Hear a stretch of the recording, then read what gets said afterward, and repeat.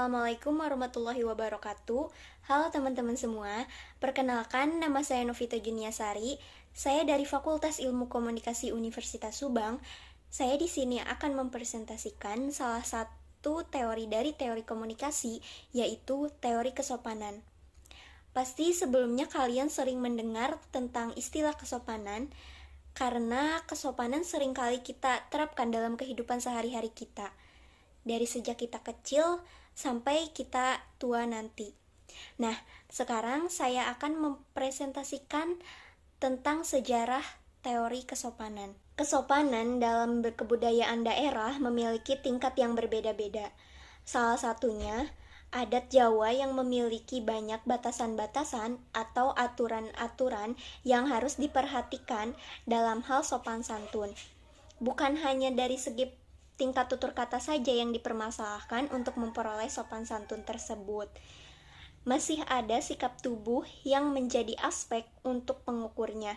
Misalnya, sikap kepala, tangan, badan, dan kaki sangat mempengaruhi tingkat sopan santun. Endra Suara menyatakan bahwa orang yang memahami sopan santun berarti dalam sikap dan perilakunya selalu diwarnai oleh moralitas, yakni bahasa dan tutur katanya akan halus, enak didengar, dan tidak membuat orang lain marah ataupun sakit hati. Kemudian, kesopanan dapat dibagi menjadi 3, yaitu kesopanan berpakaian, kesopanan berbuat, dan kesopanan berbahasa. Kesopanan berbahasa tercermin pada tata cara berkomunikasi lewat tanda verbal ataupun lisan.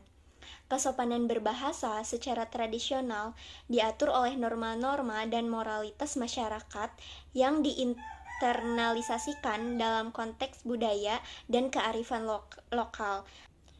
Nah, yang kedua ada asumsi dasar.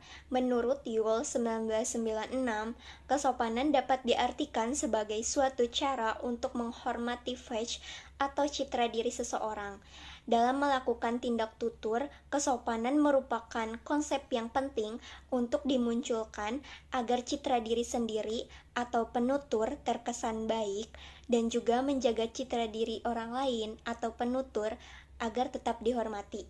Apabila kita melakukan kesopanan dalam berinteraksi sesuai dengan yang terdapat dalam konsep budaya masyarakat kita, seperti prinsip-prinsip umum, sikap bijaksana, pemurah, rendah hati, dan simpatik pada orang lain.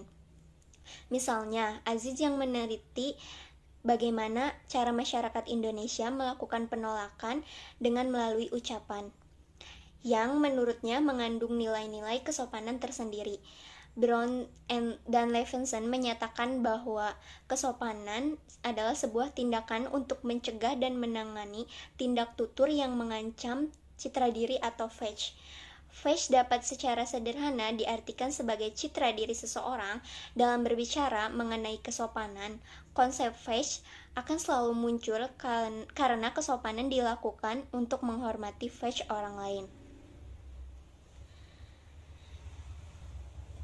Brown dan Levinson dalam Stockwell membagi fetch menjadi 3, yaitu yang pertama ada negative fetch.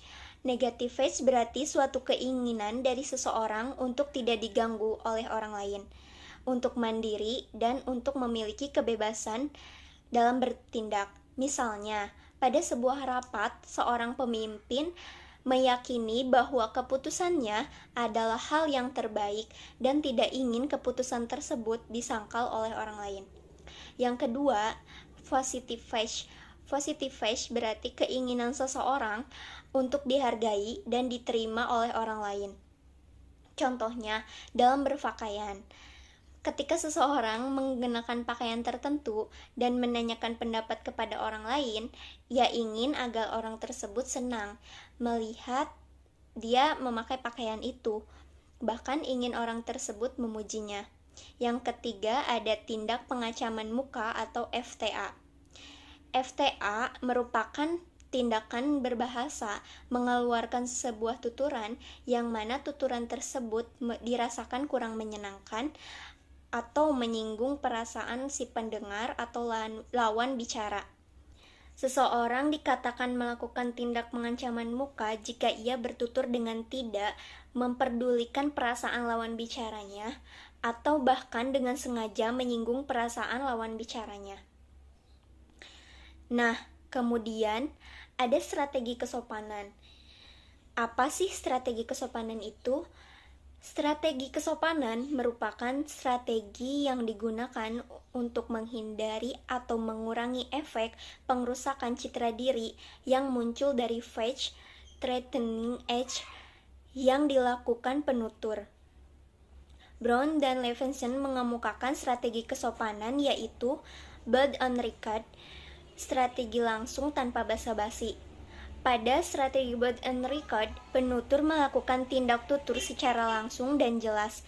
Contoh tindak tutur pada strategi ini adalah bring me my book. Pada tindak tutur tersebut, penutur menyatakannya secara langsung dan jelas tanpa meminimalisasi ancaman, tanpa memperdulikan citra diri penutur tersebut. Yang kedua ada positive politeness atau strategi kesopanan positif. Brown dan Levinson berpendapat bahwa positive politeness terjadi pada suatu kelompok atau lingkungan yang partisipannya memiliki tujuan, keinginan, atau latar belakang pengetahuan yang sama.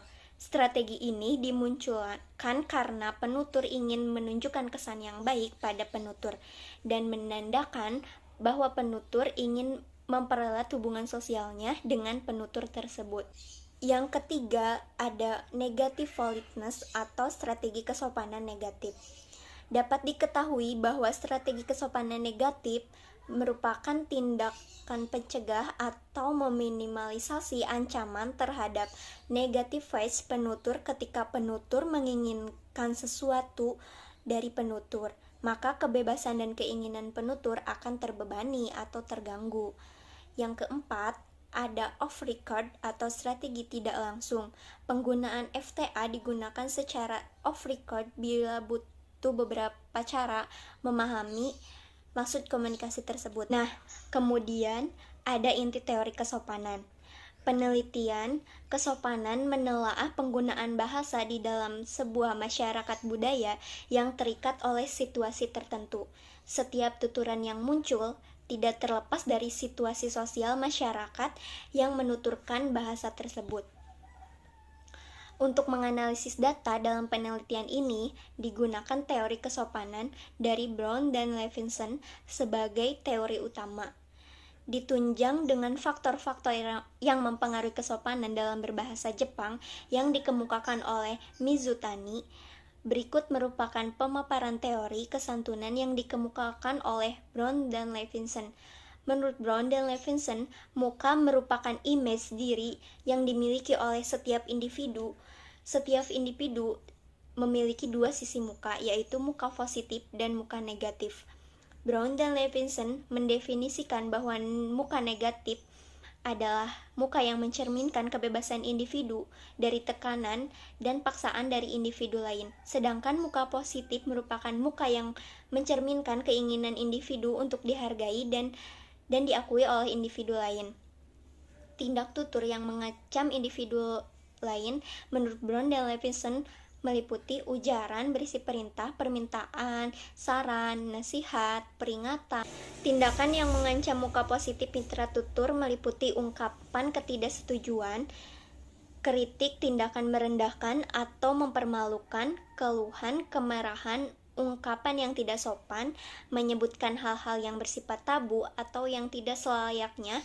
Kemudian ada kasus kesopanan. Terkait banyaknya program-program TV yang tidak mendidik, mengingat ada unsur-unsur seksual, tindakan yang tidak sesuai norma-norma kesopanan atau agama pada tindakan yang dilakukan artis dalam acara-acara TV. Pada salah satu acara, ada artis yang menggunakan kaki untuk menekan sebuah tombol dengan sikap yang sombong. Untuk itu, secara eksplisit, Pasal 9 Peraturan Komisi Penyiaran Indonesia Nomor 3/P/12/2009 Tahun 2009 tentang standar program siaran mengatur mengenai penghormatan terhadap norma kesopanan dan kesusilaan, yaitu Yang pertama, program siaran wajib memperhatikan norma kesopanan dan kesusilaan yang dijunjung oleh keberagaman khalayak, baik terkait agama, suku, budaya, usia, dan latar belakang ekonomi. Yang kedua, program siaran wajib berhati-hati agar tidak merugikan dan menimbulkan efek negatif terhadap norma kesopanan dan kesusilaan yang dianut oleh keberagaman masyarakat. Senada dengan hal di atas, dalam pasal 9 Komisi Penyiaran Indonesia nomor 1 garis miring P garis miring KPI garis miring 3 garis miring 2012 tahun 2012 tentang pedoman perilaku penyiaran juga diatur bahwa penyiaran wajib menghormati nilai dan norma kesopanan dan kesusilaan yang berlaku dalam masyarakat. Setiap orang atau sekelompok orang yang mengetahui adanya pelanggaran terhadap standar program siaran dapat mengadukan kepada Komisi Penyiaran Indonesia atau KPI pusat dan atau KPI daerah. Kesimpulannya, dengan membahas kesopanan dalam berinteraksi ini, kita dapat mengenali struktur interaksi dengan baik. Pemahaman struktur kesopanan dalam berinteraksi memberikan kemudahan bagi kita dalam pergaulan sehingga komunikasi dapat berjalan dengan lancar. Dalam kesopanan, interaksi sosial terhadap konsep wajah, pengetahuan tentang konsep wajah dalam berinteraksi sosial dapat mengantarkan kita untuk memahami maksud dan arah pembicaraan mitra tutur, meskipun tanpa ia katakan.